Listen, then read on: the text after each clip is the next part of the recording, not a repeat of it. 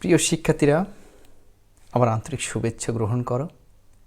আবারও তোমাদের সামনে উপস্থিত হয়েছি নতুন ক্লাস নিয়ে। তো আজকের ক্লাস আমি দ্বাদশ শ্রেণীর জন্য নেব। নতুন যারা একাদশ শ্রেণী আছে তাদের এইটা বর্তমান যেটা আমি পড়াবো, আমি এক্ষুনি বলছি না কবিতাটার নাম, একটা কবিতা পড়াবো। তো এটা এবছর পাঠ্যে নেই, কিন্তু আমাদের দ্বাদশ শ্রেণীর জন্য পাঠ্যে আছে, যে কারণে আমার অত্যন্ত প্রিয় একটা কবিতা, যে কারণে আমি সেই কবিতাটা পড়তে যাচ্ছি।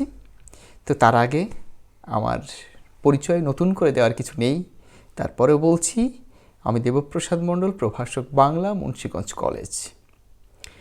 তো এসো শিক্ষার্থীরা, আমরা মূল পাঠে প্রবেশ করি। তার পূর্বে আমরা কিছু ছবি দেখি। আমরা ছবির মাধ্যমেই পাঠে প্রবেশ করব। আমরা প্রথম স্লাইডে দুটো ছবি দেখতে পাচ্ছি। দেখো, শিশুরা কিছু লাল শাপলা ফুল তুলছে। নিচের ছবিতে আমরা সাদা শাপলা দেখতে পাচ্ছি। আমাদের গ্রাম বাংলার অসম্ভব পরিমাণে আমাদের জাতীয় ফুল শাপলা, প্রচুর শাপলা দেখা যায়। কোনোটা একটু ফিকে লালচে রঙের, আবার সাদা রঙেরটা দেখা যায়। আমরা একটা নকশি কাঁথার দৃশ্য দেখতে পাচ্ছি, সেখানেও গ্রাম বাংলার রূপ, যেখানে নদী আছে, যার যেখানে মাঝখান দিয়ে দুই পাশে গ্রাম, পল্লী বধূরা জল আনতে যাচ্ছে। আর এপাশে আমরা দেখতে পাচ্ছি কচুরিপানার ফুল, বেগুনি রঙের, খুব সুন্দর দেখতে। আমি ব্যক্তিগতভাবে কচুরিপানার ফুল আমার খুব পছন্দ। হয়তো তুচ্ছাতি তুচ্ছ জিনিস, কিন্তু বাংলার এই তুচ্ছাতি তুচ্ছ জিনিস নিয়েই আমাদের একটা কবিতা আছে। নিশ্চয়ই তোমরা গেস করতে পারছো এই বাংলার প্রকৃতি নিয়ে কী কবিতা আছে। আচ্ছা, তারপরেও আমরা দেখছি এটা বাংলা চিরচেনা রূপ। এটা কি দেখতে পাচ্ছি? সারা পৃথিবীটা ঘূর্ণনমান অবস্থায় আছে, পৃথিবী ঘুরছে।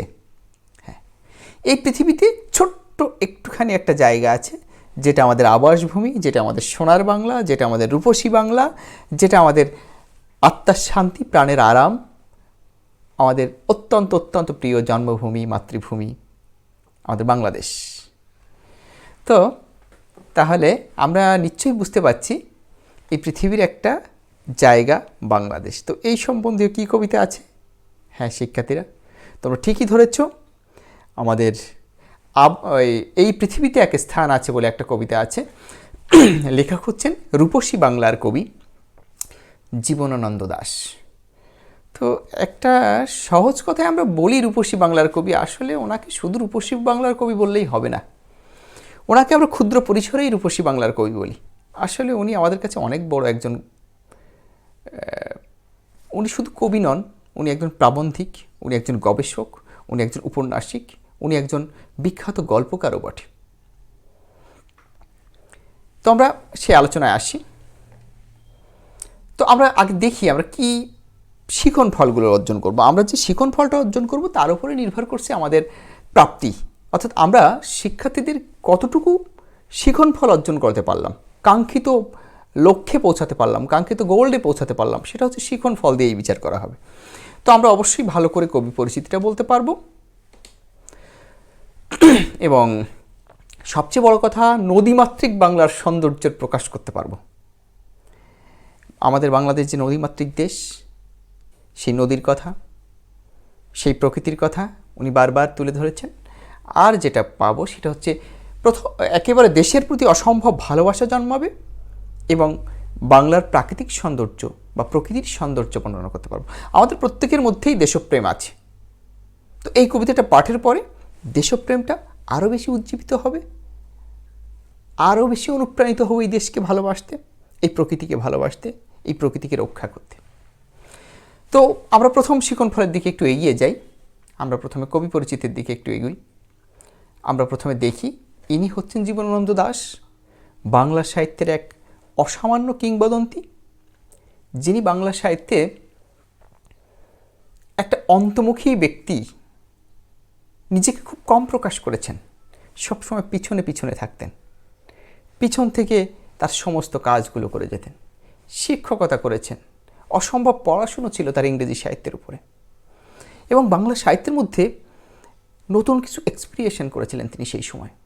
এবং তৎকালীন সময়ে জীবনানন্দকে ধরতে খুব কম ব্যক্তিই পেরেছিলেন। রবীন্দ্রনাথের জীবদ্দশায়, রবীন্দ্র উত্তর যুগে, রবীন্দ্রনাথের শেষ সময়, অর্থাৎ রবীন্দ্রনাথ তখন তার আলোক দূতির মতো রবীন্দ্রনাথে জল জল করছে সারা বিশ্বের বুকে সর্বশ্রেষ্ঠ কবি রূপে। ঠিক সেই সময় রবীন্দ্রনাথের ধারা থেকে বেরিয়ে এসে একটা নতুন ধারার সাহিত্য রচনায় পরিপূর্ণভাবে নিজেকে উজাড় করেছিলেন। তাকে আমরা কল্লোল যুগের কবি হিসেবেই জানি। তোমরা কল্লোল যুগ কি এ সম্পর্কে অবশ্যই পরে বুঝবে, শুধু একটুখানি মনে রাখবে কল্লোল যুগের কবি। তো আমরা আগে দেখি তার জন্ম কত সালে। তার জন্ম 1899 সালে বরিশালে। আমাদের যেহেতু তখনকার সময় অবিভক্ত ভারতবর্ষ, তবু আমাদের এপার বাংলার বরিশালে তার জন্ম। বরিশাল এক অসম্ভব প্রকৃতির সৌন্দর্যের লীলাভূমি। আমরা বলি ধান মাটি খাল তিন নিয়ে বরিশাল। অসাধারণ সুন্দর নদী আছে, সুন্দর প্রাকৃতিক সৌন্দর্য আছে। আমরা কবির এই যে স্বদেশ প্রেম, এই যে প্রকৃতি প্রেম, আমার মনে হয় বরিশালে তোমরা যারা গিয়েছো তারা বুঝতে পারবে। বরিশালের প্রকৃতিই যেন কথা বলে। আর জীবনানন্দকে আমরা শুধু একটা কবিতার মধ্যে ধরতে পারবো না। জীবনানন্দকে ধরতে হলে উপলব্ধির জগৎটা বাড়াতে হবে, কল্পনার জগৎটা তীক্ষ্ণ করতে হবে। তো 1899 সালে বলতে পারবো আর কোন কবির জন্ম? আমাদের জাতীয় কবি কাজী নজরুল ইসলামের জন্ম 1899 সালে। তো ওনার পড়ালেখা, তো উনি প্রথমে ব্রজমোহন স্কুল, তোমরা সবাই হয়তো ব্রজমোহন কলেজের নাম শুনেছো, বিএম কলেজ। ওই বিএম কলেজের পাশেই একটা বিখ্যাত স্কুল আছে, সেটা হচ্ছে ব্রজমোহন স্কুল। প্রথমে ব্রজমোহন স্কুল প্রতিষ্ঠা করা হয়, তারপরে ওই ব্রজমোহনের নামেই আবার পরবর্তীতে কলেজ তৈরি করা হয়। এবং পরবর্তীকালে উনি কলকাতা বিশ্ববিদ্যালয় থেকে ইংরেজি সাহিত্যে এমএ পাশ করেছিলেন। পেশা ছিল অধ্যাপনা। কোন বিষয়ের অধ্যাপক ছিলেন? ইংরেজি বিষয়ের। উনি অনেক জায়গায় অধ্যাপনা করেছেন। উনি আমাদের বাংলাদেশের বাগেরহাটের পিচি কলেজে অধ্যাপনা করেছেন, উনি দিল্লির রামজশ কলেজে অধ্যাপনা করেছেন, উনি কলকাতার খড়গপুরে অধ্যাপনা করেছেন। তো কোনোটাই উনি স্থায়ীভাবে করতে পারেননি। উনি ভাবুক প্রকৃতির একটু অন্যরকম মানুষ। সাহিত্যকর্ম, আমি পূর্বেই বলেছি আমরা শুধু তাকে রূপসী বাংলার কবি হিসাবে জানব না। আমাদের মুশকিলটা হয়েছে, আমাদের ক্লাস 8-এ একটা কবিতা ছিল আবার আসিব ফিরে। আমাদের ক্লাস 9-10-এ একটা কবিতা ছিল, কবিতাটার নাম হচ্ছে আমাদের এখানে আছে এই পৃথিবীতে এক স্থান আছে, আর ওটার নামটা তো ভুলে যাচ্ছে। তো এই কবিতাগুলো আসলে সবই রূপসী বাংলা কাব্যগ্রন্থের। এবং আমাদের মনে রাখতে হবে এই রূপসী বাংলা কাব্যগ্রন্থ কিন্তু তার মৃত্যুর পরে প্রকাশিত হয়। কবি জীবদ্দশায় মাত্র 4টি কাব্যগ্রন্থ প্রকাশ হয়েছিল। রূপসী বাংলা কাব্যগ্রন্থ প্রকাশিত হয়েছিল 1957 সালে, কিন্তু কবির মৃত্যু হয়েছে তার পূর্বে 1954 সালে। কিন্তু এই রূপসী বাংলার কবিতাগুলো আরও অন্তত 20 বছর আগে লেখা। তো আমি ক্ষুদ্র পরিসরে শুধু জীবনানন্দকে রূপসী বাংলার কবি হিসেবে আমরা জানবো না। উনি কিন্তু বিখ্যাত উপন্যাসিক। উনি 21টির মতো উপন্যাস লিখেছেন, উনি 126টি ছোট গল্প লিখেছেন, এবং সবচেয়ে বড় কথা ওনার একটা বিখ্যাত প্রবন্ধ গ্রন্থ আছে। প্রবন্ধ গ্রন্থটার নাম হচ্ছে কবিতার কথা। এই কবিতার কথা প্রবন্ধে উনি এক বিখ্যাত কথা লিখেছিলেন, সবাই কবি নয়, কেউ কেউ কবি। অসাধারণ এক গবেষণামূলক কথা। তো আমরা তার যে কাব্যগ্রন্থগুলো পাচ্ছি, তার জীবদ্দশায় যে কবিতাগুলো কাব্যগ্রন্থগুলো প্রকাশিত হয়েছিল, সেটা হচ্ছে ঝরা পালক, ধূসর পাণ্ডুলিপি, বনলতা সেন, মহাপৃথিবী, বেলা অবেলা কালবেলা। শুধুমাত্র এই 4টি বা 1, 2, 3, 4, 5টি, এই 5টি কাব্যগ্রন্থ তার প্রকাশিত হয়েছিল জীবদ্দশায়। আর তার মৃত্যুর পরে 1957 সালে রূপসী বাংলা প্রকাশিত হয়। রূপসী বাংলা কাব্যগ্রন্থে মোট 62টি কবিতা আছে। তোমরা একটু লক্ষ্য করো, আমার হাতে যে বইটা দেখতে পাচ্ছ, এটা হচ্ছে জীবনানন্দ দাশের কবিতার সমগ্রহ। এই সমগ্রটা দেখে বুঝতে পারছো অনেক বড় একটা, কিন্তু এখানে কিন্তু 5টা কাব্যগ্রন্থ নয়। তার যে অগ্রন্থিত কবিতাগুলো আছে সেগুলো অনেক গবেষণাধর্মী, অনেক অসাধারণ কবিতা। তার কবিতার মধ্যে ঠিক যেভাবে আছে প্রকৃতির চেতনা, ঠিক সেভাবে আছে ইতিহাস চেতনা, ঠিক সেভাবে আছে পরাবাস্তবতা। বোধহয় বাংলা সাহিত্যে পরবাস্তবতা নিয়ে প্রথম যিনি লিখেছিলেন তিনি হচ্ছেন জীবনানন্দ দাশ। জীবনানন্দ দাশকে নিয়ে আজ পর্যন্ত অসম্ভব গবেষণা হয়েছে এবং হচ্ছে। আর ওনার দুটো উপন্যাসের নাম একটু মনে রাখবা, সুতীর্থ আর মাল্যবান।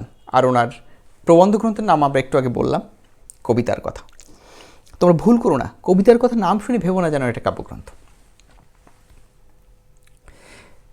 উনি আমাদের কাছে রূপসী বাংলার কবি হিসেবে পরিচিত, কিন্তু রবীন্দ্রনাথ তার কবিতা শুনিয়ে, কবিতা পড়ে বলেছিলেন চিত্ররূপময়ের কবি, আর বুদ্ধদেব বসু বলেছিলেন নির্জনতম কবি। আসলে একটা অন্তর্মুখী ব্যক্তি ছিলেন। কিন্তু এনার মৃত্যু হয় ট্রাম দুর্ঘটনায় 1954 সালে কলকাতায়। দুঃখের বিষয় এই ট্রামটা, তোমরা যারা কলকাতায় গিয়েছো তারা হয়তো দেখেছো, ছোট্ট মাঝখান দিয়ে একটা বগির উপর দিয়ে দুটা বগি নিয়ে চলে, ছোট্ট মাঝখানের একটা পাটি থাকে, খুব ছোট্ট ছোট্ট করে চলে। ট্রাম দুর্ঘটনায় মৃত্যুবরণ করেছে এরকম মানুষের সংখ্যা পৃথিবীতে খুবই কম। এটা স্বাভাবিক মৃত্যু নাকি অস্বাভাবিক মৃত্যু, সেটা নিয়ে অনেক জল্পনা কল্পনা, অনেক গবেষণা হয়। তো বাংলা সাহিত্য একজন অসামান্য প্রবাদ প্রতিমকে হারিয়েছিল, সেটা আমরা বলতে পারি। এই জীবনানন্দ দাশের মা ছিলেন একজন বিখ্যাত কবি। তোমরা হয়তো ছোটবেলায় শুনেছ একটা বিখ্যাত কবিতা, আমাদের দেশে হবে সেই ছেলে কবে, কথায় না বড় হয়ে কাজে বড় হবে, মুখে হাসি বুকে বল, তেজে ভরা মন, মানুষ হইতে হবে এই তারপণ। এই কবিতাটা লেখা হচ্ছে কুসুম কুমারী দাসের। এই কুসুম কুমারী দাস হচ্ছেন বিখ্যাত মহিলা কবি, উনি কবি জীবনানন্দ দাশের মাতা। তো আমরা এটাই পেলাম তার জীবন সম্পর্কে। আর এর চেয়ে আর একটু বেশি জানতে চাইলে তোমরা অবশ্যই পাবে উনি কেন কল্লোল যুগের কবি, ওনার কবিতার মধ্যে কোথায় পরবাস্তবতা আছে, কোথায় ইতিহাস চেতনা আছে, কোথায় প্রকৃতি চেতনা আছে। তোমাদের যাদের আগ্রহ আছে তোমরা অবশ্যই এ সম্পর্কে জানবে, শুনবে, বুঝবে। তবে এটা বলতে পারি খুব সহজভাবেই যে বাংলা সাহিত্যে বর্তমান সময়েও অত্যন্ত আধুনিক কবি জীবনানন্দ দাশ। আর একটা তথ্য একটু মনে রাখবে, আমাদের রূপসী বাংলায় যে 62টা কবিতা পেয়েছি, এই 62টা কবিতা কিন্তু খানিকটা ছনেটের ঢঙে লেখা, এবং এর প্রত্যেকটা হচ্ছে তোমার ওই ছন্দটা হচ্ছে অক্ষরবৃত্ত ছন্দ। তোমরা হয়তো দেখেছো আমাদের এই কবিতাটাও কিন্তু 14টা লাইন এবং অক্ষরবৃত্ত ছন্দে লেখা। তো এবার আমরা একটু কবিতায় চলে আসি। তার আগে আমরা কিছু অজানা শব্দ, একটু অচেনা শব্দগুলো আমরা একটু চিনি। নাটা, এই নাটা ফল হচ্ছে এক ধরনের করমচ লতা আর কি। এটাকে আমাদের শব্দার্থে বলা হচ্ছে যে লতা করমচ, অর্থাৎ গোলাকার ছোট ছোট ফল। আমরা প্রথম চিত্রেও দেখতে পাচ্ছি এক ধরনের ছোট ছোট নাটা ফল, আর দ্বিতীয় চিত্রে আমরা দেখতে পাচ্ছি এটা হচ্ছে করমচা ফল। করমচা যখন পেকে যায় তখন একটা লাল কালার চলে আসে, ঠিক ভোরের সূর্য যেমন ডগমগে লাল হয়ে ওঠে ঠিক তেমন। বিশালাক্ষী, বিশাল অক্ষী যার, অর্থাৎ দেবী দুর্গা। সুদর্শন, সুদর্শন এক ধরনের সুন্দর দেখতে পোকা, অনেকেই বলে গুবরে পোকা, কিন্তু আমার কাছে গুবরে পোকা মনে হয় না, এত সুন্দর রূপ। তোমরা দেখেছো হয়তো, এটাকে সুদর্শন পোকা বলে। এবার তোমরা এবং আমরা সবাই কবিতাটার একটু আবৃত্তি শুনব। আবৃত্তি করেছেন বাংলা সাহিত্যের আমাদের জাতীয় কবি কাজী নজরুল ইসলামের ছেলে কাজী সব্যসাচী। তো এসো আমরা আবৃত্তিটা শুনি।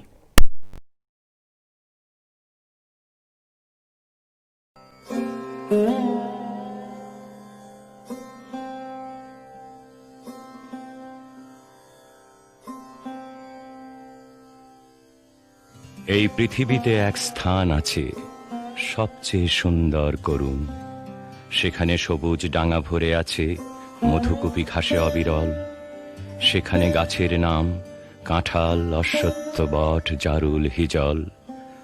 সেখানে ভোরের মেঘে নাটার রঙের মতো জাগিছে অরুণ, সেখানে বারুণী থাকে গঙ্গা সাগরের বুকে, সেখানে বরুণ, কর্ণফুলী, ধলেশ্বরী, পদ্মা জলাঙ্গিরে দেয় অবিরল জল। সেইখানে শঙ্খচিল পানের বনের মতো হাওয়ায় চঞ্চল, সেইখানে লক্ষ্মী প্যাঁচা ধানের গন্ধের মতো অস্ফুট তরুণ। সেখানে লেবুর শাখা নুয়ে থাকে অন্ধকারে ঘাসের উপর। সুদর্শন উড়ে যায় ঘরে তার অন্ধকার সন্ধ্যার বাতাসে। সেখানে হলুদ শাড়ি লেগে থাকে রূপসীর শরীরের পর, শঙ্খমালা নাম তার। এ বিশাল পৃথিবীর কোন নদী ঘাসে তারে আর খোঁজে তুমি পাবে না কো। বিশালাক্ষী দিয়েছিল বর, তাই সে জন্মেছে নীল বাংলার ঘাস আর ধানের ভিতর। অসাধারণ কবিতা। আমি পূর্বেই বলেছি, আমাদের ক্ষুদ্র পরিসরে আমাদের ক্ষুদ্র চিন্তা দিয়ে 3D সিনেমা দেখে, মোবাইলে গেম খেলে বা মোবাইলের মধ্যে প্রকৃতি দেখে আমরা জীবনানন্দকে কিন্তু ধরতে পারবো না। জীবনানন্দকে ধরা সম্ভব রাস্তায় হেঁটে, ভোরের আকাশে, ভোরের বাতাসে, রাতের অন্ধকারে, রাতের চাঁদের আলোয়, শিশির বিন্দুর উপরে, কাঁঠাল পাতা পড়ার শব্দের মধ্যে, কাঁঠাল গাছে চড়াই পাখি বসে থাকার শব্দের মধ্যে, শঙ্খচিলের ডানার মধ্যে, দোয়েল পাখির ডানা ঝাপটানোর মধ্যে, কলমিলতার মধ্যে, সমস্ত বাংলার অত্যন্ত তুচ্ছাতি তুচ্ছ সব কিছুর মধ্যেই আমরা কবি জীবনানন্দকে পাব। আমরা ক্ষুদ্র পরিসরে তাকে বিচার করতে গেলেই ভুলটা করে বসব। তো এসো শিক্ষার্থীরা, আমরা কবিতা পর্যালোচনায় যাই। এই পৃথিবীতে এক স্থান আছে সবচেয়ে সুন্দর করুণ। কি অসম্ভব সুন্দর কথা! এই পৃথিবীতে একটা স্থান আছে। একটা কথা বলে নিই, আমাদের কবিতার নাম কিন্তু এই পৃথিবীতে এক স্থান আছে, কিন্তু জীবনানন্দ দাশের রূপসী বাংলায় যে নামটা আছে সেটা কিন্তু এই পৃথিবীতে এক। এই পৃথিবীতে এক স্থান আছে, এটার উল্লেখ নেই। তো প্রথম লাইনটা এই পৃথিবীতে এক স্থান আছে সবচেয়ে সুন্দর করুণ। আচ্ছা, পৃথিবীর সবচেয়ে সুন্দর কি বাংলা? নিশ্চয়ই না। আমরা কাগজে কলমে পড়েছি পৃথিবীর অনেক সুন্দর সুন্দর জায়গা আছে, চির বসন্তের দেশ আছে, চির সবুজের দেশ আছে, ভূস্বর্গ আছে, কিন্তু কবি জীবনানন্দ বলছেন যে এই পৃথিবীতে একটা স্থান আছে যেটা আমি জানি, সেটা আমার জন্মভূমি। এই জন্মভূমির চেয়ে সুন্দর, পবিত্র, রূপবান, রূপবতী, রূপসী পৃথিবীতে আর কোনো জায়গা নেই, কোনো জায়গা থাকতে পারে না। এই করুণ মানে কিন্তু দুঃখের করুণের কথা না। এই করুণ হচ্ছে মানে বলছেন উনি বিশালতা বোঝাতে, মানে উনি বলছেন পৃথিবীর বিশালতা, যেখানে যেখানে সবুজ ডাঙা ভরে আছে মধুকুপি ঘাসে অবিরল। এই মধুকুপি ঘাস তোমরা দেখেছ? আসলে একটা কথা তোমরা একটু মনে রাখবা, সংস্কৃত সাহিত্যে কালিদাসকে বলা হয় উপমার সম্রাট, ঠিক তেমনি বাংলা সাহিত্যে আমরা জীবনানন্দকে বলবো উপমার সম্রাট। উনি তুলনা করেছেন, উপমা দিয়েছেন এত সুন্দরভাবে, এত গভীরভাবে।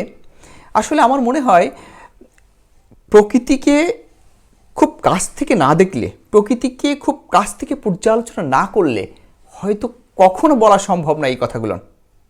যে বলছে যেখানে সবুজ ডাঙা ভরে আছে মধুকুপি ঘাসে অবিরল, সেখানে গাছের নাম কাঁঠাল, অশ্বত, বট, জারুল, হিজল।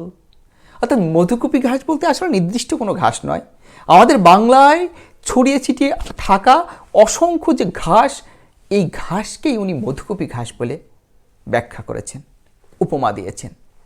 এবং কি কি গাছ আছে?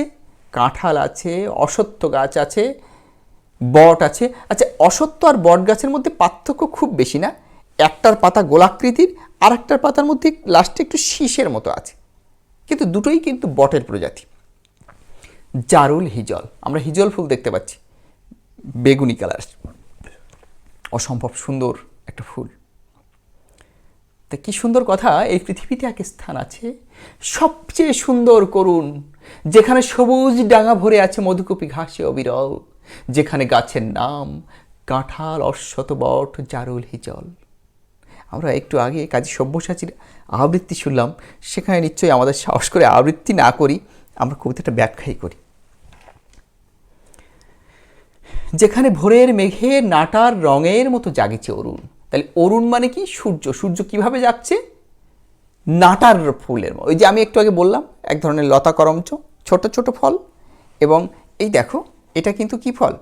এটা আমরা দেখতে পাচ্ছি যে ফলটা, এটা হচ্ছে করমচা ফল। তো এই করমচা ফল পেকে গেলেও ওই ভোরের মতো এরকম হচ্ছে। তো আমি একটু আগে বললাম যে উপমা কিভাবে দিতে হয় সেটা বাংলা সাহিত্যে উনি দিয়েছেন। এবং আমি বলেছি পূর্বেই, আমরা ক্ষুদ্র পরিসরের জীবনানন্দকে বিচার করতে পারবো না, তবে তোমাদের শ্রেণী উপযোগী আমি শুধু 3টে কথাই বলি: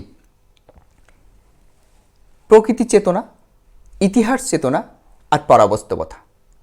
এই 3 চিন্তা কবি জীবনানন্দর কবিতায় এক অসম্ভব বহিঃপ্রকাশ। প্রকৃতির চেতনা, যাকে আমরা বলছি সুরিয়ালিজম, তোমরা এটা ব্যাখ্যা করতে এই মুহূর্তে পারবে না, তবে আমি সংক্ষেপে যেটা বলে রাখি সেটা শোনো। আমরা ঘুমের মধ্যে স্বপ্ন দেখি, স্বপ্নে আমরা অনেক কিছু দেখতে পারি, স্বপ্নে আমরা রাজা হতে পারি। তো পরাবাস্তবতাটা খানিকটা ওরকম, দুঃস্বপ্নের মতো হলেও ক্ষণিকের জন্য তো ভালো লাগা, সেটাই আর কি। তা যেখানে ভোরের মেঘে নাটার রঙের মতো জাগেছে অরুণ, যেখানে বারুণী থাকে গঙ্গা সাগরের বুকে বরুণ, কর্ণফুলী ধলেশ্বরী পদ্মা জলাঙ্গিরে দেয় জল অবিরল। এখানে উনি মিথকে সংগ্রহ করে, উনি পৌরাণিক কাহিনীকে সংগ্রহ করে তার কবিতার মধ্যে প্রয়োগ করেছেন। কি অসম্ভব সুন্দর পারদর্শিতার মধ্য দিয়ে দেখো, যেখানে বারুণী থাকে গঙ্গা সাগরের বুকে, সেখানে বরুণ। আমাদের সনাতন ধর্মের মিথ মতে বরুণ একজন দেবতার নাম, আর বরুণের স্ত্রী যিনি, তিনি হচ্ছেন বারুণী, যিনি জলের দেবী। তো এই জলের দেবী আছে বলেই আমাদের বাংলার নদীগুলো আজ পরিপূর্ণ, টইটুম্বুর। এবং বলছেন সেখানে ধলেশ্বরী পদ্মা জলাঙ্গির দেয় অবিরল জল, প্রত্যেকটা নদীর নাম। এই জলাঙ্গি আমরা রূপসী বাংলায় পড়েছিলাম ক্লাস 8-এ, জলাঙ্গির ঢেউ ভেজা, বরিশালের একটা নদীর নাম জলাঙ্গি। যদিও এখন সেটা প্রায় শুকিয়ে গেছে, তবু এখনও আছে। তো নদী বিশেষকে বোঝাতে উনি জলাঙ্গি বলছেন, তাই বলছেন কর্ণফুলী ধলেশ্বরী পদ্মা জলাঙ্গিরা দেয় জল অবিরল। কেন জল দেয়? কারণ তাদের সঙ্গে কে আছে? বরুণ আছে, বারুণী আছে। সেখানে শঙ্খচিল পানের বনের মতো হাওয়ায় চঞ্চল। আমরা শঙ্খচিল দেখেছি, তাই না? অসম্ভব সুন্দর একটা পাখি, বুকের দিকে সাদা। তো এখানে দেখো জীবনানন্দ দাশের কল্পনাটা দেখো কি অসম্ভব সুন্দর। বলছে যেখানে শঙ্খচিল পানের বনের মতো হাওয়ায় চঞ্চল। আমরা পানের বরজ দেখেছি, পান পাতাও বাতাস লাগলে এরকম নড়তে থাকে, দুলতে থাকে, একটু চঞ্চল থাকে, মানে অল্প বাতাসেই পানের পাতা খুব হালকা হওয়ার কারণে দুলতে থাকে। তো শঙ্খচিলের পাখনাও ঠিক সেরকম বলছে, যেখানে শঙ্খচিল পানের বনের মতো হাওয়ায় চঞ্চল।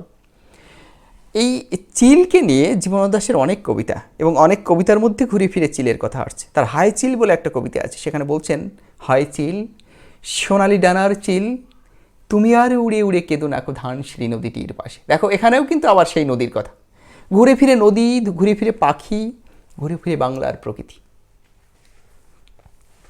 তে বলছে সেখানে শঙ্খচিল পানের বনের মতো হাওয়ায় চঞ্চল,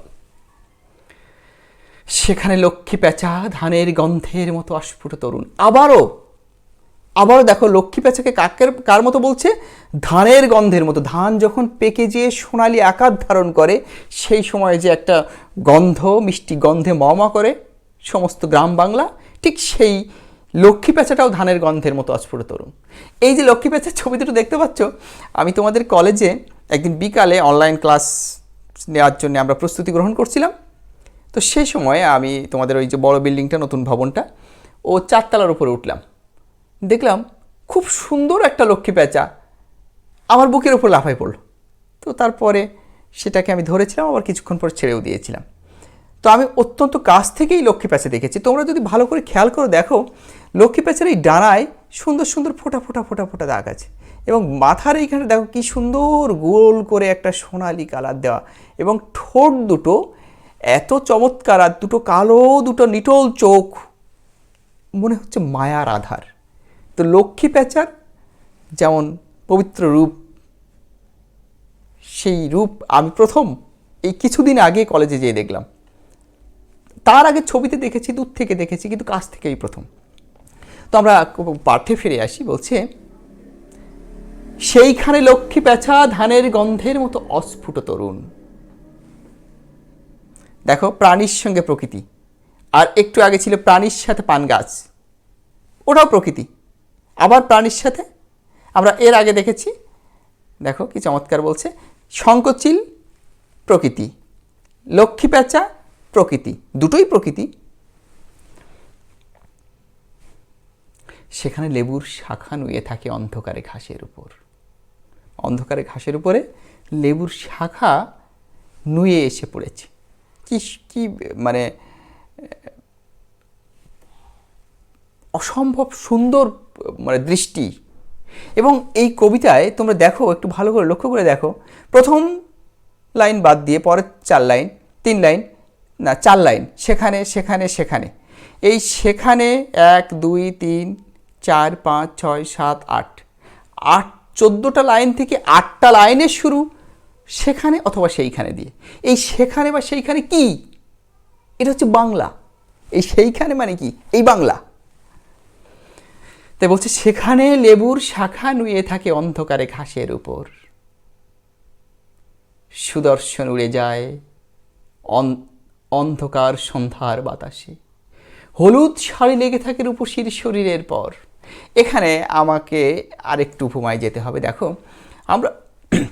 আমরা রূপসী বাংলা কবিতায় দেখেছিলাম সুদর্শন উড়িতেছে সন্ধ্যার বাতাসে, তারপর বকগুলো তার নীড়ে ফিরছে, কি চমৎকার বর্ণনা দেওয়া ছিল। আবার এখানেও বলছে দেখো, সুদর্শন উড়ে যায় অন্ধকার সন্ধ্যার বাতাসে, সন্ধ্যার সময় এই পোকাগুলো উঠতে থাকে। সেখানে হলুদ শাড়ি লেগে আছে রূপসীর শরীরের পর। এই রূপসী কে? কোনো নারী? একদম না। এই রূপসী হচ্ছে বাংলা মায়ের সৌন্দর্য। এবং বাংলা মায়ের এই শীতের সময় যখন তোমরা দেখেছো মানে সরিষা ফুল ফোটে, তো এর মতো সুন্দর দৃশ্য বোধহয় খুব কমই চোখে পড়ে, এবং সারা মাঠ যেন একটা হলুদের আগুন লেগে আছে। তো এই হলুদ শাড়ি বলতে এই শস্যকে বোঝাচ্ছে এবং এই রূপসী মাকে বোঝাচ্ছে। তাই বলছে সুদর্শন উড়ে যায় ঘরে তার অন্ধকার সন্ধ্যার বাতাসে, সেখানে হলুদ শাড়ি লেগে আছে রূপসীর শরীরের পর, শঙ্খমালা নাম তার। আচ্ছা, আমরা ঘুরে ফিরে কবি জীবনানন্দ দাশের কবিতায় অনেক নাম পাই, কখনো শঙ্খমালা, কখনো বনলতা সেন। তো এই নামগুলো কি কোনো নারীর নির্দিষ্ট নাম? এটা আসলে বাংলা মায়ের নাম। এখানে শঙ্খমালা কি? শঙ্খমালা হচ্ছে বাংলার প্রকৃতি, যে হলুদ শাড়ি পরে বসে আছে। তাই কি বলছে, যেখানে হলুদ শাড়ি লেগে থাকে রূপসীর শরীরের পর, তার নাম কি? শঙ্খমালা নাম তার। এ বিশাল পৃথিবীতে কোনো এক নদী ঘাসে তাকে আর খুঁজে পাবে না কো। কারণ কি? বিশালাক্ষী দিয়েছে বর, তাই সে জন্মেছে নীল বাংলার ঘাস আর ধানের ভিতর। এবার কিন্তু স্পষ্ট। তাহলে শঙ্খমালা হচ্ছে এই বাংলার প্রকৃতি। এই জন্য বলছে, আমি আবার এই লাইনটা একটু পড়ি, সেখানে হলুদ শাড়ি লেগে থাকে রূপসীর শরীরের পর, শঙ্খমালা নাম তার। এ বিশাল পৃথিবীতে কোনো নদী ঘাসে তাকে আর খুঁজে তুমি পাবে না কো, বিশালাক্ষী দিয়েছে বর, তাই সে জন্মেছে এ বাংলার ঘাস আর ধানের ভিতর। কি অসম্ভব সুন্দর কবিতা। তো এসো আমরা একটু মূল্যায়নে যাই, যদিও আমাদের স্বল্প পরিসরে একটু মূল্যায়ন করার চেষ্টা করি। আমরা ঠিক যেগুলো পড়লাম সেখান থেকেই ছোট্ট ছোট্ট কিছু প্রশ্ন তোমরা একটু মনে করে বলো। কবি জীবনানন্দ দাশের মায়ের নাম, তিনিও একজন বিখ্যাত কবি। আমি বলেছিলাম আমাদের দেশে হবে সেই ছেলে কবে, কথায় না বড় হয়ে কাজে বড় হবে। হ্যাঁ, ঠিকই ধরেছ তোমরা, উনি হচ্ছেন কুসুম কুমারী দাস। দ্বিতীয় প্রশ্ন, জীবনানন্দ দাশের প্রবন্ধ গ্রন্থের নাম। আমি বলেছিলাম তার একটা প্রবন্ধ গ্রন্থের নাম কবিতার কথা, এবং এই কবিতার কথা প্রবন্ধে উনি একটা চমৎকার কথা লিখেছিলেন, সেটা হচ্ছে সবাই কবি নয়, কেউ কেউ কবি। জীবনানন্দ দাশের লেখা একটি উপন্যাসের নাম। আমরা আমাদের পাঠ্যসূচি অনুযায়ী আমি বলেছি তার মোট 21টি উপন্যাস আছে। এই দেখো, তোমরা একটু লক্ষ্য করো, আমরা কত ক্ষুদ্রভাবে জীবনানন্দকে জানি। দেখো, তার উপন্যাস সমগ্র তার 21টি উপন্যাস আছে, অনেক বড়, 21টি উপন্যাস তার আছে। তার কাব্য সমগ্র, মাত্র 5টি কাব্য আমরা পাই এখানে। দেখো অগ্রন্থিত অনেক কাব্যগ্রন্থ আছে। রূপসী বাংলা তো তার মৃত্যুর পর প্রকাশিত, তার উপন্যাস সমগ্র।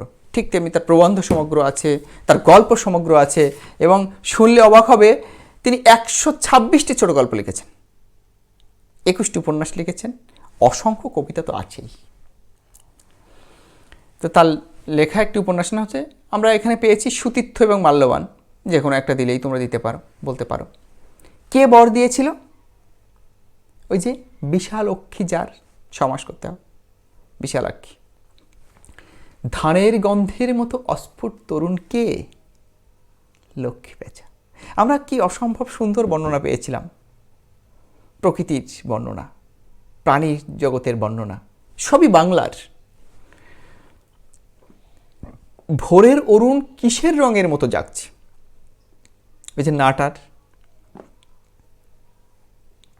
সেখানে সবুজ ডাঙা ভরে আছে কি? মধুকুপি ঘাস। উল্লেখিত কবিতায় কয়টি নদীর নাম আছে? 4টি নদীর নাম আছে। কি কি নদীর নাম মনে আছে তোমাদের? কর্ণফুলী, ধরেশ্বরী, পদ্মা, জলাঙ্গী, দেয় জল অবিরল। তো শিক্ষার্থীরা, আজ তাহলে এই পর্যন্ত। তোমরা ভালো থেকো, সুস্থ থেকো। পরবর্তী ক্লাসে আবার দেখা হবে। ততক্ষণ পর্যন্ত শুভকামনা।